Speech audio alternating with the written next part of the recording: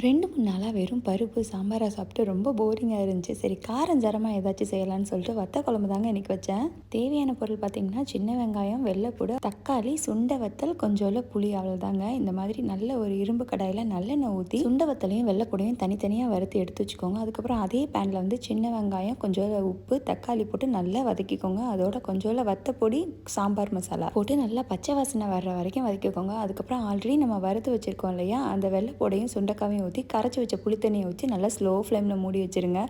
10 நிமிஷத்தில் சூப்பரான வத்த குழம்பு ரெடி.